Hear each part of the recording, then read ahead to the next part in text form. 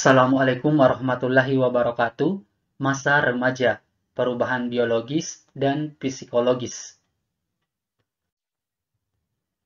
Masa remaja disebut juga masa adolescensi, yang berlangsung kira-kira antara umur 12 tahun sampai 18 tahun, usia lanjutan tingkat pertama dan sekolah lanjutan tingkat atas.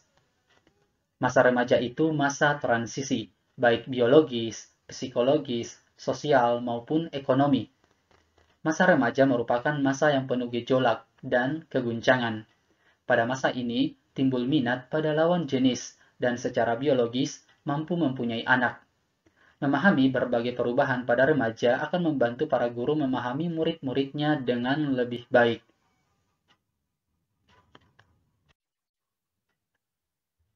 Perkembangan fisik pada remaja.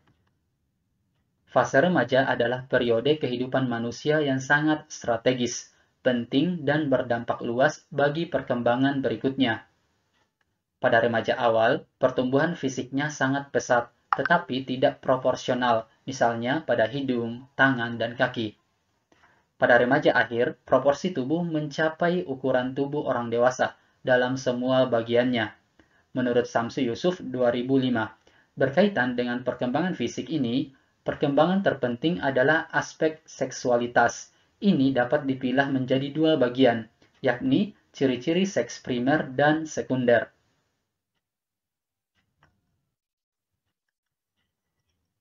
Yang pertama adalah ciri-ciri seks primer.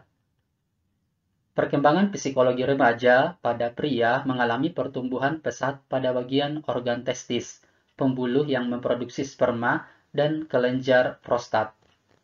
Kematangan organ-organ seksualitas ini memungkinkan remaja pria sekitar usia 14-15 tahun mengalami mimpi basah atau keluar sperma.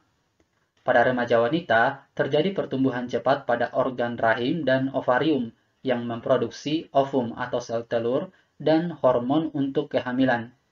Akibatnya terjadi siklus menarche atau menstruasi pertama. Siklus awal menstruasi sering diiringi dengan sakit kepala, sakit pinggang, kelelahan, depresi, dan mudah tersinggung.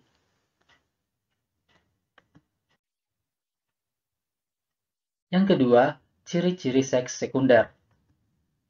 Perkembangan psikologi remaja pada seksualitas sekunder adalah pertumbuhan yang melengkapi kematangan individu sehingga tampak sebagai lelaki atau perempuan. Remaja pria mengalami pertumbuhan bulu-bulu pada kumis, jambang, janggut, tangan, kaki, ketiak, dan kelaminnya. Pada pria telah tumbuh jakun dan suara remaja pria berubah menjadi parau dan rendah. Kulit berubah menjadi kasar. Pada remaja wanita juga mengalami pertumbuhan bulu-bulu secara lebih terbatas, yakni pada ketiak dan kelamin.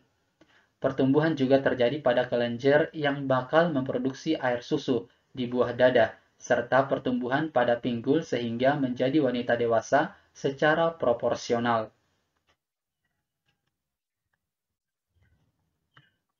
Perkembangan psikologis pada remaja. Remaja mengalami perkembangan emosi tingkat tinggi.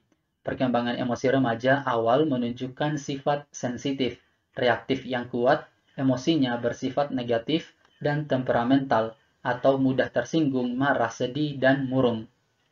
Sedangkan remaja akhir sudah mulai mampu mengendalikannya. Remaja yang berkembang di lingkungan yang kurang kondusif, kematangan emosionalnya terhambat, sehingga sering mengalami akibat negatif berupa tingkah laku seperti agresif, melawan, keras kepala, berkelahi, suka mengganggu, dan lain-lain. Akibat negatif yang lain yaitu lari dari kenyataan atau regresif, yaitu suka melamun, pendiam, senang menyendiri, mengkonsumsi obat penenang, minuman keras, atau obat terlarang.